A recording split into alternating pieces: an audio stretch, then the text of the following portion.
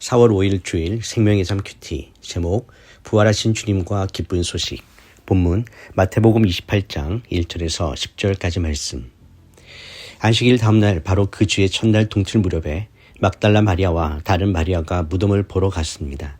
그런데 갑자기 큰 지진이 일어나더니 주의 천사가 하늘에서 내려와 돌을 굴려내고 그 돌 위에 앉았습니다.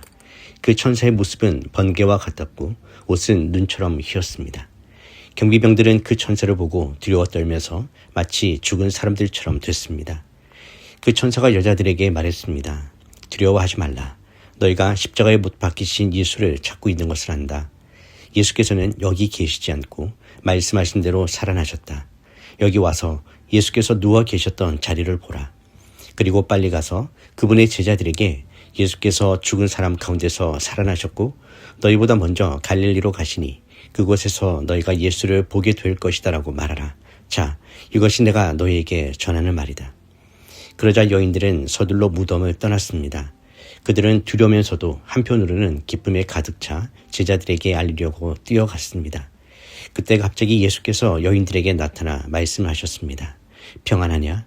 그들은 예수께 다가가 예수의 발을 붙잡고 예수께 절했습니다.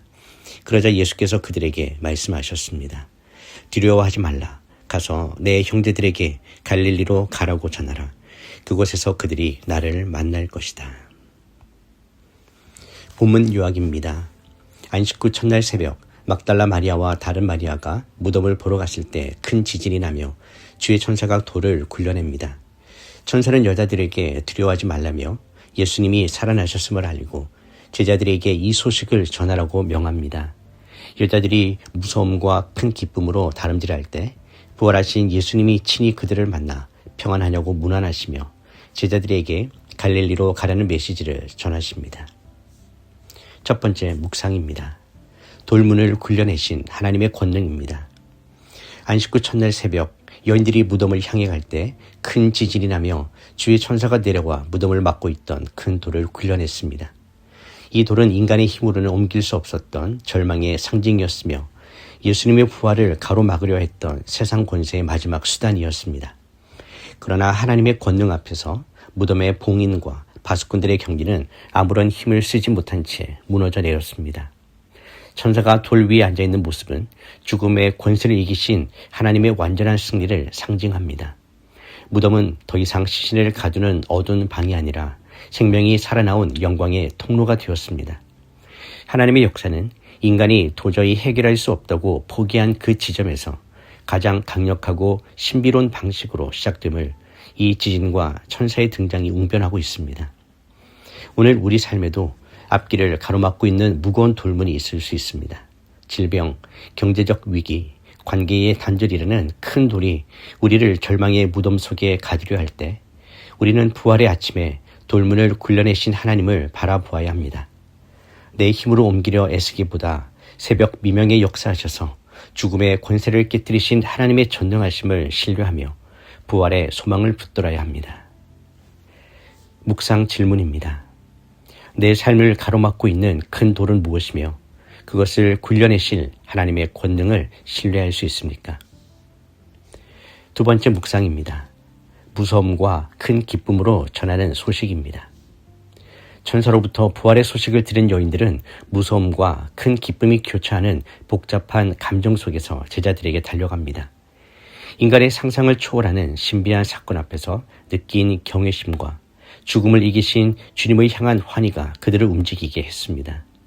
복음은 가만히 머물러 있는 지식이 아니라 이 놀라운 소식을 듣고 견딜 수 없어 달려나가게 만드는 생동력 있는 생명의 소리입니다. 여인들이 달려가는 길에 부활하신 예수님이 친히 나타나 평안하냐고 물으십니다. 주님은 단순히 소식으로만 계시는 분이 아니라 순종하며 달려가는 자의 길목에서 직접 만나주시는 인격적인 분이십니다. 주님의 발등상을 잡고 경배하는 여인들의 모습은 부활이 관념이 아닌 실제적인 만남임을 보여줍니다. 주님은 갈릴리라는 약속의 장소로 제자들을 부르시며 새로운 사명의 시작을 알리십니다. 부활의 증인은 대단한 자격을 갖춘 자들이 아니라 주님의 빈 무덤을 확인하고 그 말씀을 그대로 믿고 다름질하는 자들입니다. 세상은 여전히 죽음이 끝이라고 말하지만 부활을 목격한 자는 세상에 살아계신 주님을 선포해야 합니다. 우리 또한 매일의 삶 속에서 부활하신 주님을 인격적으로 만나고 그분과 함께 갈릴리와 같은 사명의 현장으로 담대히 나아가야 합니다. 묵상 질문입니다. 부활의 소식이 내게 큰 기쁨이 되어 누군가에게 전하고 싶은 열망으로 나타나고 있습니까? 4월 5일 한 줄 묵상 요약입니다. 죽음의 돌문을 여시고 부활하신 주님은 오늘 우리에게 참된 평강과 기쁨이 되십니다. 기도하겠습니다. 사망 권세를 깨뜨리고 부활하신 승리의 주님을 찬양합니다.